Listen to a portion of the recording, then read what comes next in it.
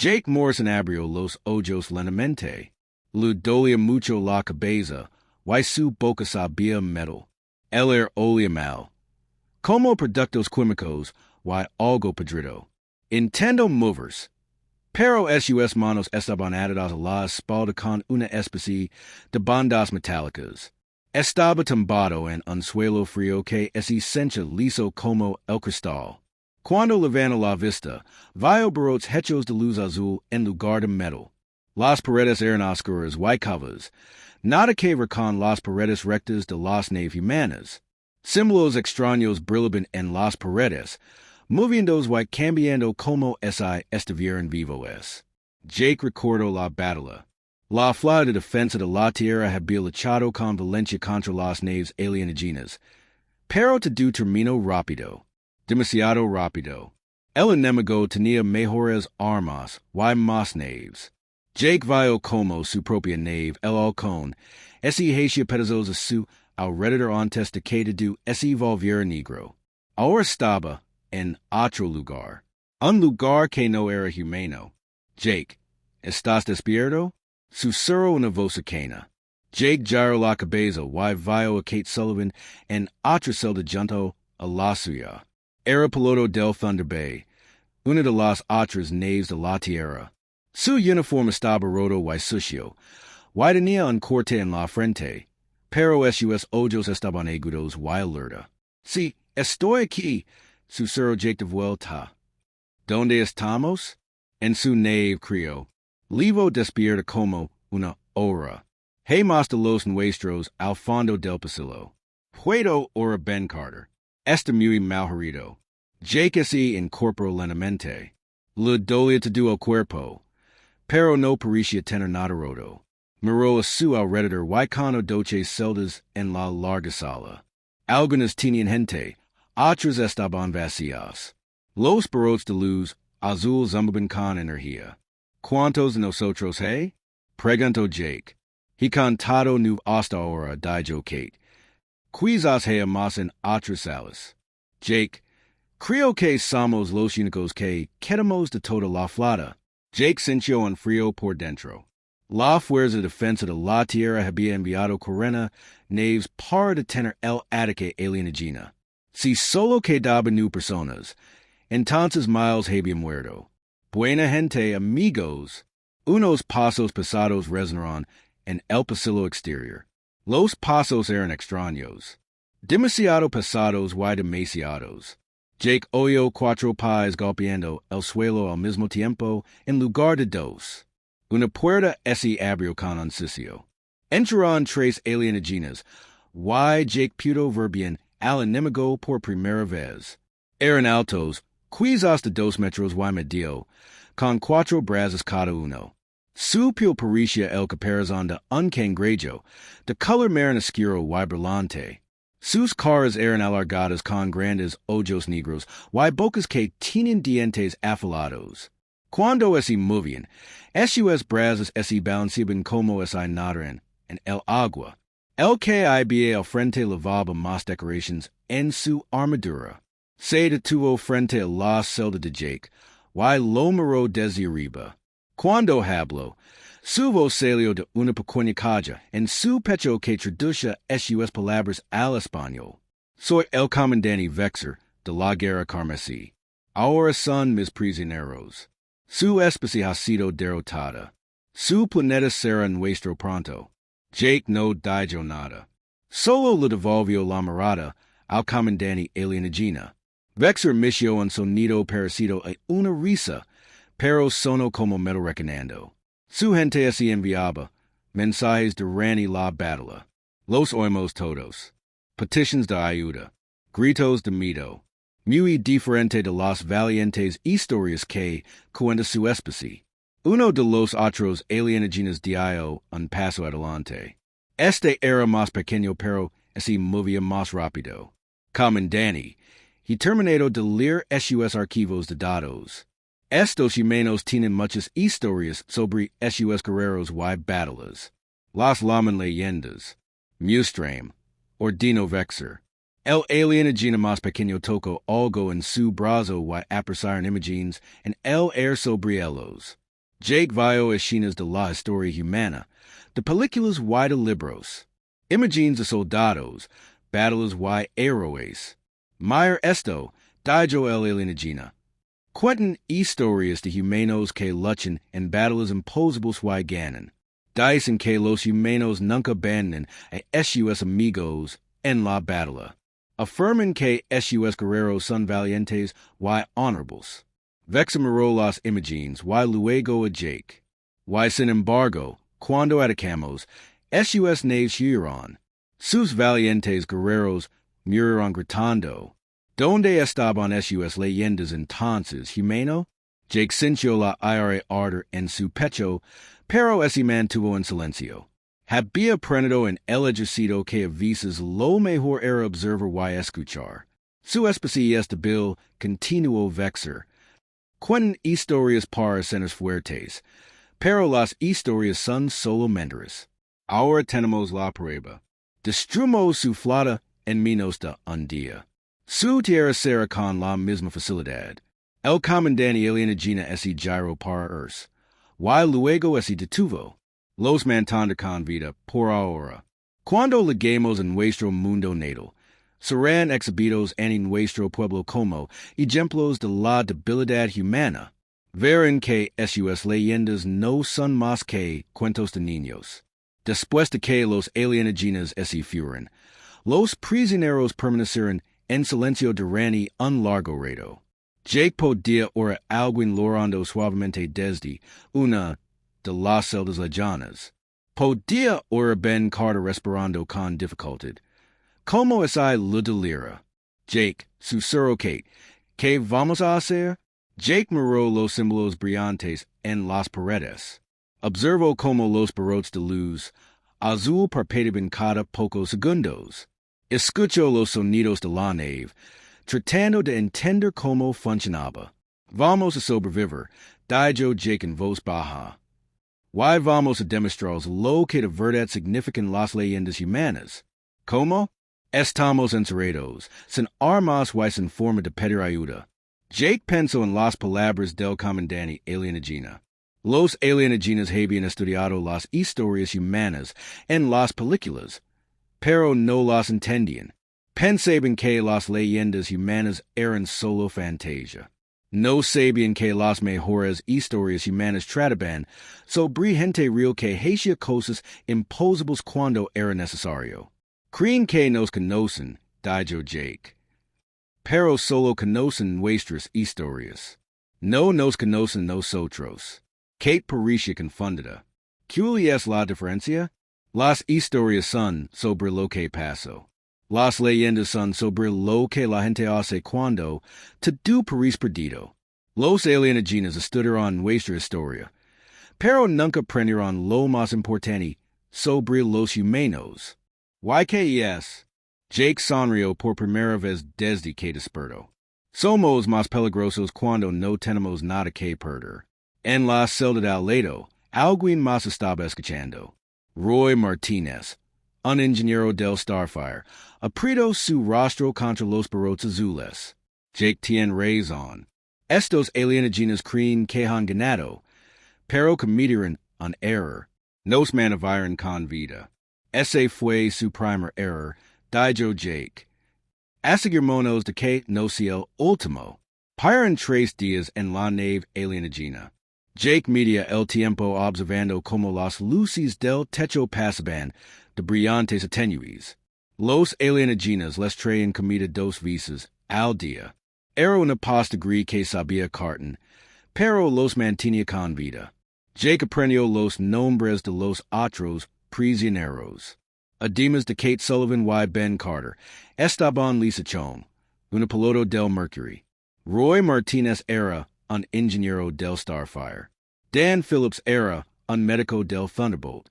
También estaban Sam Turner, un oficial de communications, y Amy Watson, una especialista en armas.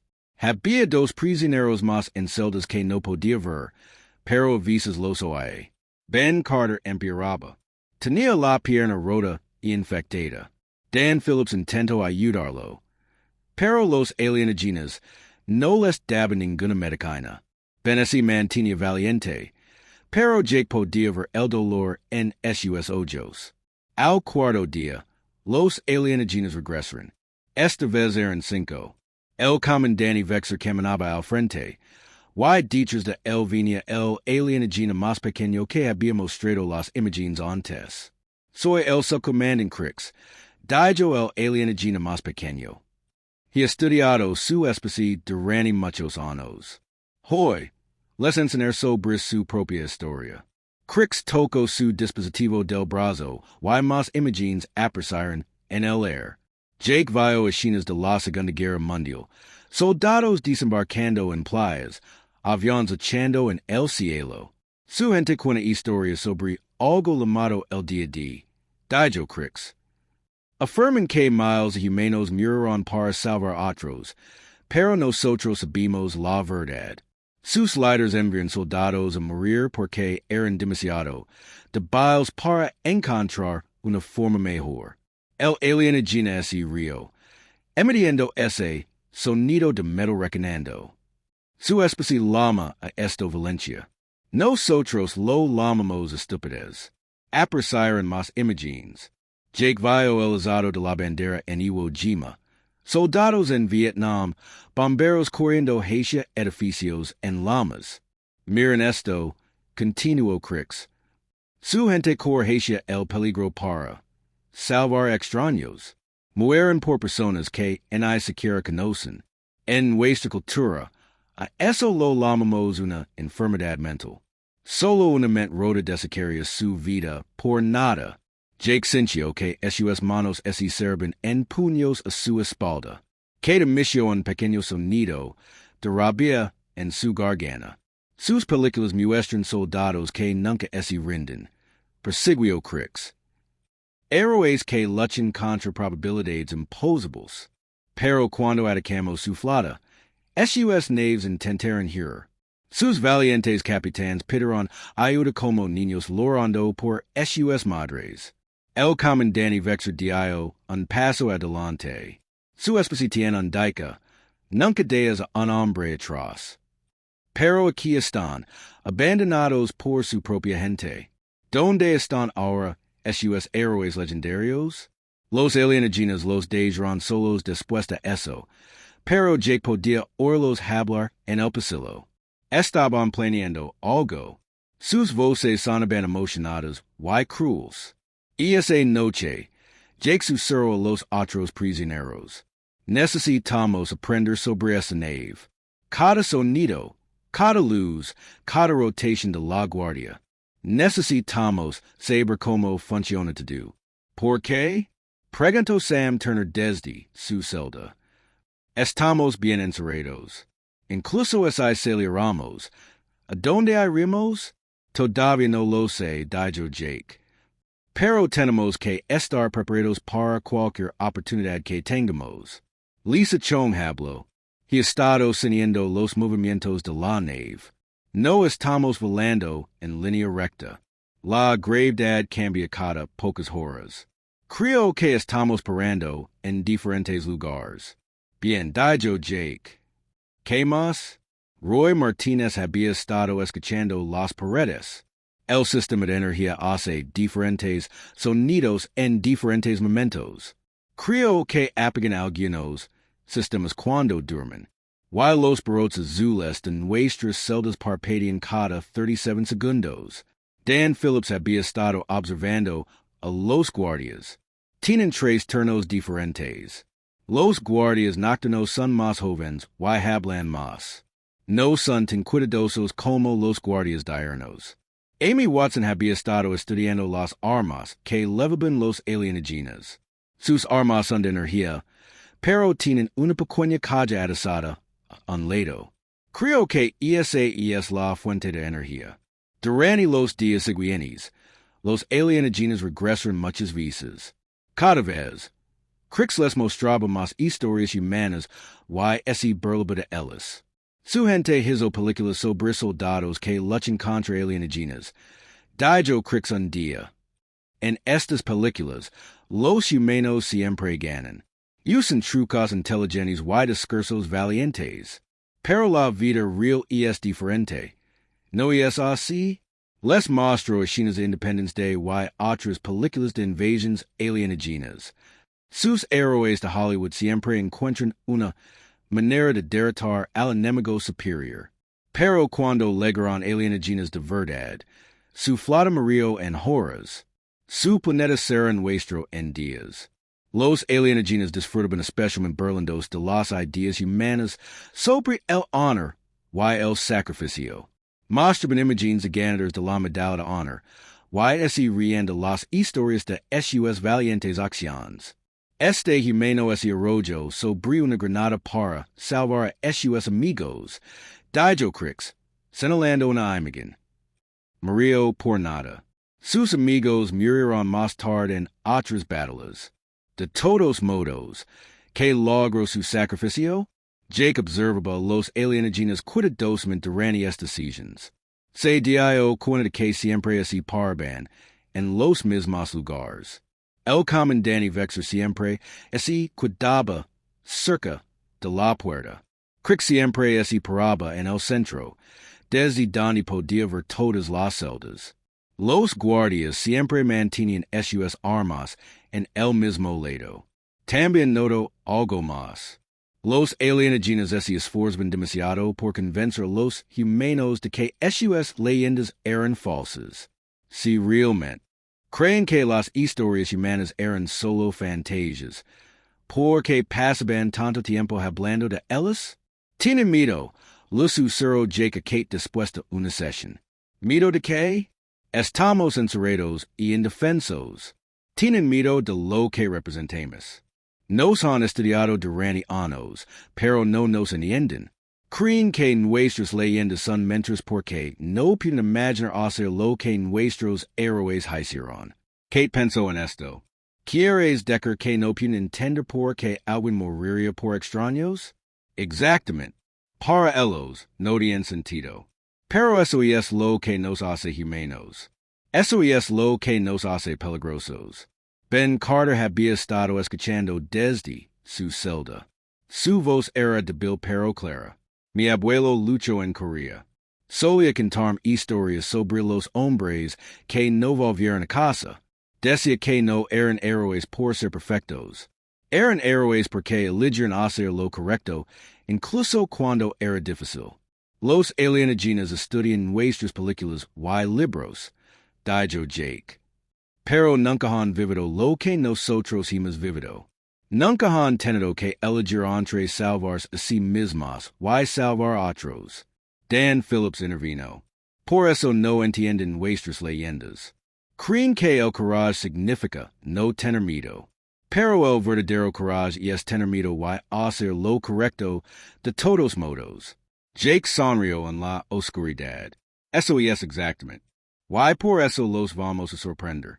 Esperan que nos derrumbemos, y nos rendemos. Creen que suplicaremos clemencia. ¿Qué vamos a hacer en su lugar? Preguntó Amy Watson. Vamos a demostraros lo que realmente son las leyendas humanas, dijo Jake. Vamos a probar que nuestras historias no son fantasias. Son instructions. A la mañana siguiente, Jake comenzó a poner su plan en acción. Era peligroso y probablemente inútil. Pero eso nunca había detenido a los humanos antes. Como solía decir su abuelo, a veces, lo mejor que puedes hacer es lo correcto, incluso si no puedes ganar. Especialmente si no puedes ganar. Jake esperó que los guardias del turno de noche estuvieran de servicio. Eran alienígenas más jóvenes que hablaban más y prestaban menos atención. Los había estado observando durante días, aprendiendo sus hábitos. Kate, susurró suavemente. ¿Estás despierta? Sí, respondió ella en un susurro. No puedo dormir con Ben tosiendo así. Jake había estado pensando en lo que dicen los alienígenas. Estudiaban las películas y los libros humanos, pero pensaban que todas las historias eran falsas. Escuchaban todo lo que los prisioneros dicen a través de dispositivos ocultos en las paredes. Jake si había dado cuenta de esto cuando notó que los alienígenas sabían cosas que él solo había susurrado. Quiero contarte sobre mi vecino de casa, dijo Jake, hablando lo suficientemente alto como para que los dispositivos de escucha lo oyeran. Se llamaba Pete. Trabajaba en la fábrica de coches. Kate parecía confundida, pero Jake le lanzó una pequeña mirada que significaba que confiara en él. Pete era un tipo normal, continuó Jake. No era un soldado ni un héroe.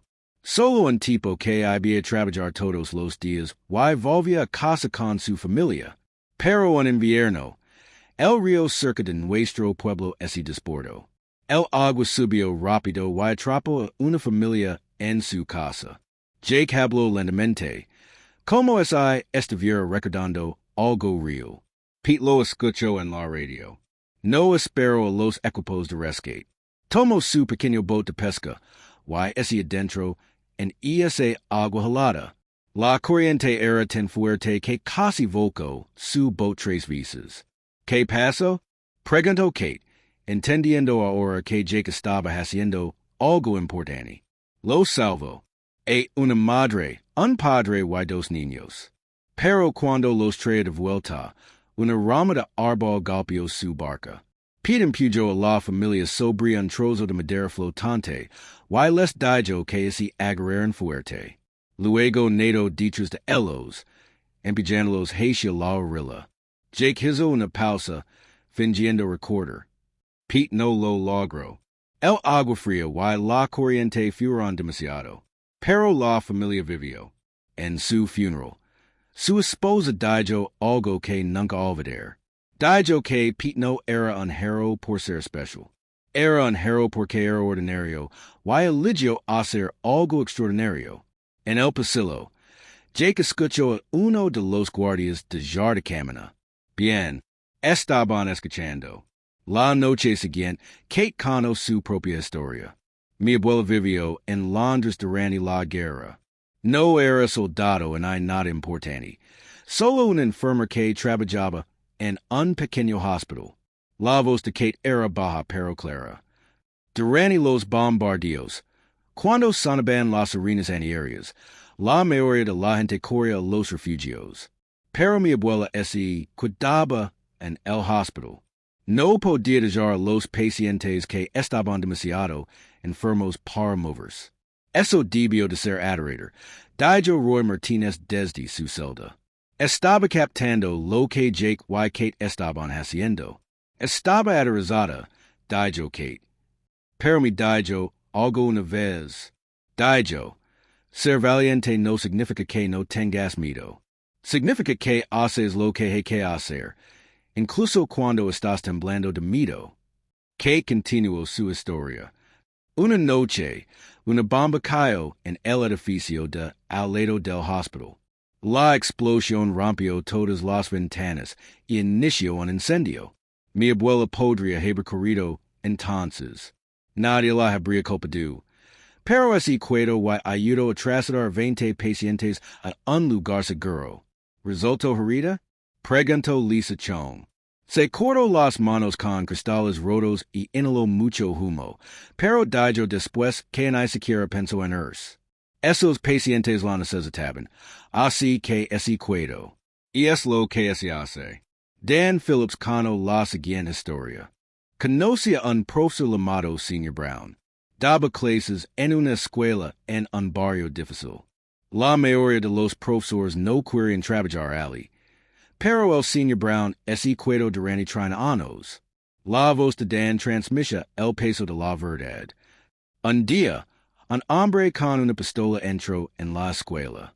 Estaba enfadado por algo y quería hacer daño a la gente. El Sr. Brown oyó los disparos y supo lo que estaba pasando. Los alienígenas que escuchaban estaban ahora en silencio en el pasillo. Jake sabía que estaban prestando atención. El Sr. Brown podría haber cerrado la puerta de su aula y haberse escondido con sus alumnos. Continuó Dan. En lugar de eso, les dijo a sus niños que se pusieran detrás de su escritorio y se quedaran calados. Luego salió al pasillo. Que hizo? Preguntó Amy Watson. Hablo con el pistolero. No como en hero de película con discursos valientes. Simplemente hablo con él como una persona. Lu preguntó por sus problemas. Lo escucho. Mantuvo a ese hombre hablando durante 20 minutos hasta que llegó la policía. Dan hizo una pausa. El señor Brown salvó quizás a 50 niños ese día, pero nunca así lamo, así mismo en hero. Dijo que solo estaba haciendo su trabajo. Roy Martínez compartió una historia sobre su tío. Un concert que noto gritas en los cimientos de un edificio, y no dejó de cuidarse hasta que alguien lo revisó. El edificio fue evacuado justo antes de que ese derrumbe. Sam Turner habló de su hermana, una camarera que le hizo la reanimación cardiopulmonar a un cliente que sufrió un infarto. Aún tenía miedo de hacerlo mal. Amy Watson habló de su padre, un conductor de autobús que una vez colocó su autobús entre un accidente de coche y el tráfico que venía de frente para proteger a los heridos. Cada historia era sencilla y personal, sin grandes battles ni victorias imposibles. Solo gente corriente haciendo cosas extraordinarias, porque era lo correcto. Jake notó que los guardias alienígenas se quedaban más tiempo en el pasillo ahora. Escuchaban cada palabra. En la quinta noche de historias, el subcomandante Crix vino de visita durante el turno de noche. Esto era inusual. Normalmente solo venía durante el día. ¿Por qué cuentan estas historias? Preguntó Crix a través de su caja traductora. Jake levantó la vista hacia el oficial alienígena. Porque son verdad. Pero no tratan de grandes guerreros o battles famosas. Tratan de gente corriente haciendo cosas corrientes. No, dijo Jake en voz baja. Tratan de gente corriente haciendo cosas extraordinarias. Hay una diferencia. Crix inició su risa recanani. La gente de estas historias no gana nada con sus acciones. Muchos de ellos mueren o resultan heridos. ¿Dónde está el beneficio? Esa es la cuestión, dijo Kate. No lo hacen por una recompensa. Lo hacen porque es necesario. Eso no tiene sentido, dijo Crix. ¿Por qué alguien arriesgaría su vida por extraños? Jake se levantó lentamente en su celda. Porque eso es lo que nos hace humanos. No ayudamos a los demás porque tengamos que hacerlo. Ayudamos porque podemos. Crix miró a Jake durante un largo momento. Su especie es defectuosa. Ningún ser racional se comportaría de esta manera. Quizás, dijo Jake. Pero seguimos aquí y seguimos luchando. Incluso encerrados en sus celdas, seguimos luchando. Después de que Crix se fuera, los prisioneros estuvieron en silencio un rato. Entonces Ben Carter habló. Su voz era débil pero firme. Mi padre era bombero. Me dijo una vez que lo más peligroso de los humanos no son nuestras armas ni nuestra tecnología. Y es que nunca sabemos cuándo rendirnos. Jake sonrió en la oscuridad. Así es, Ben. Nunca sabemos cuándo rendirnos. Los alienígenas estaban aprendiendo algo sobre los humanos que sus años de estudio habían pasado por alto. Las leyendas humanas no trataban sobre habilidades sobrehumanas o victorias imposibles. Trataban sobre gente corriente que elegía actuar cuando la acción requería un sacrificio. Y esa elección, ese dio con Jake, era el arma más poderosa que tenían los humanos. Jake se despertó con el sonido de muchas pisadas alienígenas en el pasillo. Todavía era la hora oscura. Cuando la mayor parte de la nave estaba en silencio, algo había mal. La puerta se abrió de golpe, y el comandante Vexer entró con sus guardias. Todos levaban armas y parecían enfadados. Levantense humanos, ordenó Vexer. Hoy moren. Jake se levantó lentamente, con el corazón latiendo deprisa. A su alrededor, los otros prisioneros se ponían de pie. Ben Carter necesito la ayuda de Dan Phillips porque su pierna estaba muy mal. Hemos recibido órdenes de nuestro mundo. Continuo vexer. Serán ejecutados y sus muertes serán retransmitidas a cualquier nave humana que quid. Su gente verá lo de biles que son en realidad. El subcomandante crix aparicio detrás de los otros alienígenas. Parecía diferente ahora, menos seguro de sí mismo. Comandante, quizás deberíamos esperar. Estos humanos on pueden tener información útil. No, dijo vexer con firmeza. Yajimos aprendido suficient. Son exactamente lo que esperábamos. Criaturas de biles que con historias para seres valientes. Jake sintió una extraña calma apoderarse de él. Había estado esperando este momento. Toda su planificación había conducido a este punto. ¿Quieren saber sobre las leyendas humanas? Dijo Jake, dando un paso adelante en su celda. Han estado estudiando las historias equivocadas. Vexer se detuvo y lo miró fijamente. ¿Qué quieres, Decker? Mirarán nuestras películas y libros. Dijo Jake. Estudiarán nuestra historia en nuestras guerras. Pero perderán lo más importante de las leyendas humanas. ¿Y qué es eso? Preguntó Vexer. Jake miró a sus compañeros de prisión. ¿Qué desencio? Roy Martínez estaba listo. Lisa Chong tenía los ojos cerrados, siguiendo los movimientos de la nave. Dan Phillips estaba ayudando a Ben Carter a mantenerse erguido. Nuestras mayores leyendas no tratan sobre héroes perfectos que siempre ganan, dijo Jake. Tratan sobre gente corriente que elige hacer lo correcto, incluso cuando saben que van a perder. Vexer soltó su risa recanante. ¿Creen que están a punto de convertirse en leyendas? Moren como todos los demás. Quizás, dijo Jake. Pero esto es lo que no entienden. No tenemos miedo de morir. Tenemos miedo de morir por nada. Jake dio un paso más cerca de los barrotes de energía azul. Creen que nuestras leyendas son ficción porque no pueden entender por qué alguien moriría por extraños. Pero eso no es debilidad. Eso es lo que nos hace humanos. Sus palabras no significan nada, dijo Vexer. Están a punto de demostrar que el coraje humano es solo una ilusión. Jake sonrió. ¿Saben qué es lo gracioso? Han estado tan ocupados estudiando nuestras historias que se olvidaron de estudiarnos a nosotros. Nos mantienen con vida porque quieren demostrar que éramos débiles. Pero mantenernos con vida fue su mayor error. ¿Y por qué? Preguntó Crix. Jake pudo oír la preocupación en la voz del alienígena. ¿Por qué nos dieron tiempo para aprender sobre su nave? Dijo Jake. Cada sonido, cada vibración, cada sistema. Nos encentran sus horarios, sus hábitos, sus debilidades. Roy Martínez habló. La red de energía cicla cada 4 horas. La antena de comunicaciones está en la cubierta 7. El núcleo del motor tiene una annulación de seguridad a la que se pueda acceder desde los túneles de mantenimiento.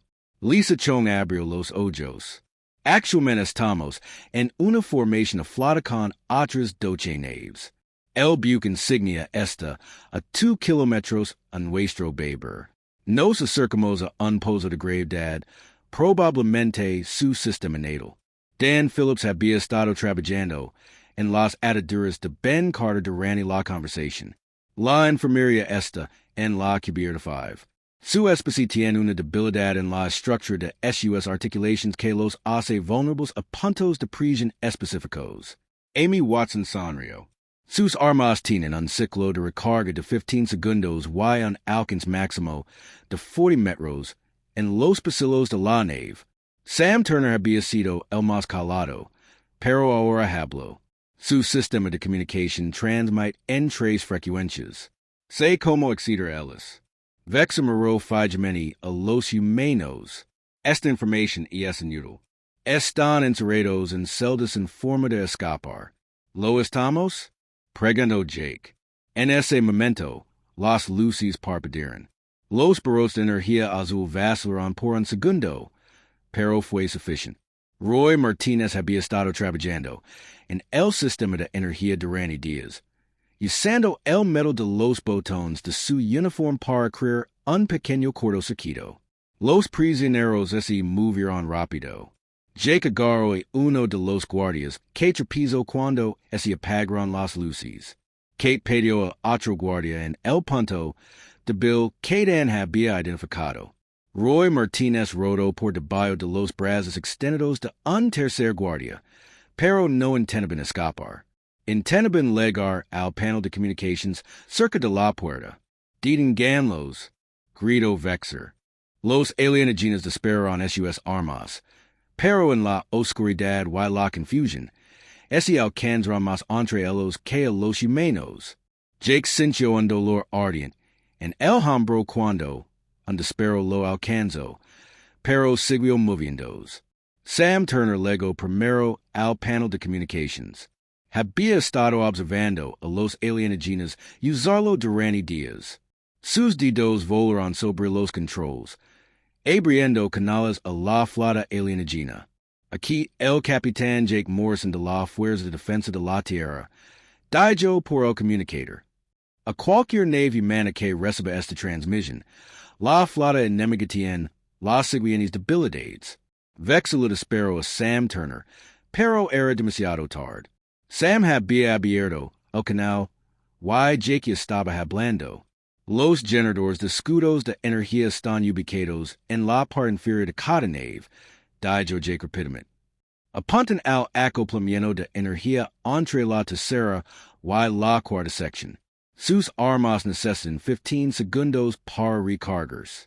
Su sistema de comunicaciones puede ser interferido transmitiendo en las frecuencias 447.2 y 891.6. Más disparos llenaron el aire. Dan Phillips cayó, luego Amy Watson, pero Jake siguió hablando. Han estudiado nuestra historia militar, pero no entienden nuestras tácticas. Esperan que luchemos como en las viejas guerras. Usan eso en su contra. Lisa Chong había legado los controles de navegación. La posición de la flota enemiga es 127 marca 43 relativa al centro del sistema estelar. El buque insignia es la nave grande con las marcas rojas. Acaban con el buque insignia y los demás se dispersaron. Kate Sullivan fue alcanzada, pero se arrastró hasta otro panel de control. Sus núcleos de motor pueden sobrecargarse midiendo el flujo de energía. El código de anulación está en su propio manual de mantenimiento. Vexer gritaba órdenes, pero sus guardias estaban confundidos y asustados. Nunca habían visto nada igual. Los humanos no intentaban escapar o salvarse. Se estaban sacrificando para ayudar a otros. ¿Por qué? Gritó Crix por encima del ruido. ¿Por qué hacen esto? No ganan nada. Jake miró al oficial alienígena. La sangre le corría por el rostro desde un corte en la cabeza. Esa es la cuestión. No lo hacemos por ganar. Lo hacemos porque es lo correcto. Pero todos morirán. Sí, dijo Jake con calma. Pero nuestras muertes significan algo. Otros humanos viven gracias a lo que hacemos aquí. Ben Carter, que apenas podía mantenerse en pie, había legado al sistema de comunicación interno de la nave. Esto es por todos los que perdemos. Dijo, y envió la información táctica humana a todas las naves de la flota alienígena. Los alienígenas finalmente tuvieron la transmisión, pero el daño estaba hecho. La información había sido enviada. Los combatientes de la resistencia humana, que habían estado escondidos y esperando, ahora tenían lo que necesitaban para contraatacar. Jake miró alrededor de la sala. La mayoría de sus amigos estaban en el suelo, sangrando o muertos, pero lo habían logrado. Habían convertido su educación en algo útil. Ahora lo sabes, le dijo Jake Vexer. Las leyendas humanas no tratan de ganar, Traden del precio que estamos dispuestos a pagar por lo que creemos. Vexamero al capitán humano con algo parecido al mito en sus grandes ojos negros. Están todos locos. Quizás, dijo Jake, sinchen dos merdu por la perdida de sangre. Pero seguimos siendo humanos. Why con eso basta? Fuera de la nave, las almas comienzan a sonar. La información humana se estaba utilizando. La Maria de la batalla estaba a punto de cambiar. Jake Morrison se estaba muriendo. Podía sentir el calor abandonando su cuerpo mientras la sangre se acumulaba debajo de él en el frío suelo alienígena. A su alrededor, sus amigos estaban inmóviles o respiraban lentamente. La sala olía metalcromado y algo más en lo que no quería pensar. El comandante Vexer estaba de pie, sobre él. Sus cuatro brazos temblando de rabia. ¿Qué has hecho? Exigió el comandante alienígena. Jake tosió y saboreó la sangre. Hicimos lo que hacen los humanos, Susurro. Elegimos importer. A través de las paredes de la nave, Jake podía oír las alarmas sonando. Las luces de emergencia parpadeaban en el pasillo. El sonido de paz corriendo resonaba por todas partes mientras los miembros de la tripulación alienígena corrían a sus puestos de combate. El subcomandante Crix irrumpió en la sala. Comandante, estamos bajo ataque. Han aparecido naves humanas de la nada. Saben exactamente dónde galpernos. Los ojos negros de Vexer se abrieron de par en par. ¿Cuántas naves? 47 y aumentando. Están usando tácticas que nunca hemos visto. Están apuntando en nuestros generadores de escudos, justo como dijo el prisionero. La mitad de nuestra flota ya está donada. Jake logró sonreír. La resistencia humana había estado escondida, esperando el momento adecuado. Ahora tenían la información que necesitaban para contraatacar. Nuestro buque insignia está sufriendo graves daños. Continuó Crix. El almirante Vexer está ordenando a todas las naves que se dispersen.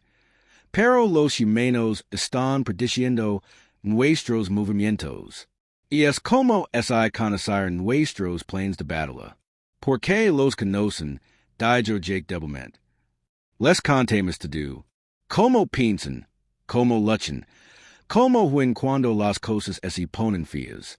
Vexer se arrodilló junto a Jake. ¿Sabías que esto pasaría?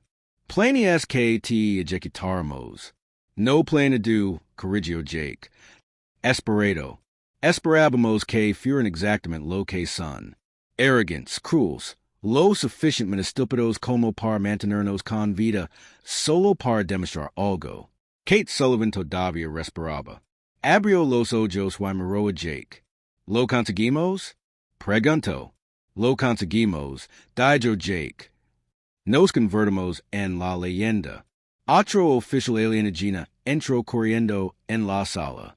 Comandante, la flota humana está transmitiendo un mensaje. Exigen nuestra rendición. Nunca, gruñó Vexer. Lucharemos hasta la última nave. Jake se rió. Lo que le hizo toser más sangre. Esa es la diferencia entre nosotros. Ustedes luchan hasta la última nave. Nosotros luchamos hasta la última persona. Y siempre hay una persona más dispuesta a dar un paso al frente. La nave tembló cuando las armas humanas la alcanzaron. Las luces parpadearon y saltaron chispas de los sistemas detonados. Vexer luchó por mantener el equilibrio. Su resistencia no puede durar, dijo Vexer. Hemos estudiado su especie durante años. Conocemos sus debilidades. Estudiaron nuestras películas, corrigió Jake. Nunca nos estudiaron a nosotros. Nunca entenderán que nuestra mayor fortaleza no son nuestras armas en nuestra tecnología. Y es que nunca sabemos cuándo rendirnos. Ben Carter seguía vivo, apenas. Se había arrastrado hasta donde yacía Jake. ¿Recuerdas lo que dije de mi padre? Susurro Ben. Tenía razón. Nunca sabemos cuándo rendernos. La nave volvió a temblar, con más fuerza. Esta vez se activaron los sistemas de emergencia, y el aire se llenó de olor a humo. Los humanos están transmitiendo en todas las frecuencias, en forma otro alienígena, diciendo en nuestras tripulaciones que se rinden. Prometen tratar bien a los prisioneros. Vexer parecía confundido. Quieren hacer prisioneros, porque nos perderían la vida después de lo que les hicimos. Jake miró al comandante alienígena. Porque eso es lo que hacemos. No lucamos por venganza. Lucamos para proteger a otros, incluso a nuestros enemigos. Esa de donde lucar. Eso no tiene sentido, dijo Vexer. Destruimos su flota. Matamos a su gente. Planeamos conquistar su mundo. Lo sé, dijo Jake. Pero esa se rinden ahora. Esa diden la matanza. Entonces, mis amigos, no morimos por nada. Morimos para salvar vidas. Todas las vidas. Roy Martínez todavía estaba consciente. Mi tío solía decir algo, dijo con dificultad. Decía, la medida de una persona no es lo fuerte que puede golpear. Y es cuanto puede aguantar y seguir luchando por lo que es correcto. El sistema de comunicación de la nave cobró vida con un crujido. Una voz humana llenó la sala. Aquí la almirante Sarah Brooks de la segunda flota de la Fuerza de Defensa de la Tierra. Naves alienígenas están rodeadas. Su buque insignia ha sido destruido. Su flota de invasión está dispersa. Ríndanse ahora y sus tripulaciones serán tratadas de acuerdo con las leyes de la guerra. Vexar se quedó mirando el panel de comunicación. Segunda flota, pero si destruimos toda su flota. Destruyeron la primera flota, dijo Jaque. Pero la Tierra ha estado construyendo naves durante 50 años. Sabíamos que este día llegaría. Estábamos listos. ¿Cuántas flotas tienen? Preguntó Kriegs. Jaque cerró los ojos. Tantas como necesitemos. Eso es lo que nunca entendieron de los humanos. No solo luchamos con lo que tenemos. Luchamos con lo que podemos llegar a ser. La voz humana continuó. Comandante Vexar de la Garra Carmesí. Sabemos que tienen prisioneros humanos. Libérenlos inmediatamente y serán tratados como prisioneros de guerra. Si les hacen daño, serán considerados criminales de guerra. Vexar miró a Jaque y a los otros humanos moribundos. Es demasiado tarde para eso. No, dijo Jaque. No es demasiado tarde. Todavía hay humanos vivos en otras naves. Sálvenlos. Demuestren que son mejores que sus peores acciones. El comandante alienígena miró a Jaque durante un largo momento. ¿Por qué me pedirías que perdonara vidas humanas después de lo que te hice? Porque eso es lo que hacen los humanos, dijo Jaque. Intentamos salvar a todos los que podemos, incluso a ustedes. Dan Phillips había estado en silencio, pero ahora habló. Mi abuela solía decir que lo más difícil de ser humano es perdonar a la gente que te ha hecho daño. Pero eso es lo que nos hace humanos en lugar de solo animales inteligentes. La nave tembló una vez más. Luego los motores se silenciaron. La flota humana había inutilizado la nave alienígena sin destruirla. Comandante, dijo Kriegs con urgencia, debemos decidir, luchar y morir, o rendirnos y vivir. Vexar miró a su alrededor, a los humanos moribundos. Estas criaturas se habían sacrificado no por la victoria, sino para salvar a otros. Habían convertido su ejecución en un regalo para su especie. No entiendo su gente, le dijo Vexar a Jaque. Lo sé, respondió Jaque. Pero quizás algún día lo hagan. Quizás con eso sea suficiente. Jaque Morrison murió 3 minutos después. Sus últimas palabras fueron, díganles que recordamos. El comandante Vexar rindió su nave 20 minutos después. La invasión alienígena había terminado. Años más tarde, cuando se firmó el Tratado de Paz, Vexar hablaría con la delegación humana. Les contaría sobre 12 prisioneros que eligieron convertirse en leyendas en sus momentos finales. Diría que finalmente entendió lo que realmente significaban las leyendas humanas. No eran historias sobre héroes perfectos que siempre ganaban. Eran historias sobre gente corriente que elegía hacer cosas extraordinarias cuando la elección era lo más importante. Y esa elección, aprendió, era lo que convertía a los humanos en la especie más peligrosa de la galaxia. No porque fueran los más fuertes o los más inteligentes, sino porque nunca sabían cuándo rendirse en la lucha por aquello en lo que creían. Jaque Morrison y sus amigos habían susurrado su desafío a través de las estrellas, y la galaxia había escuchado.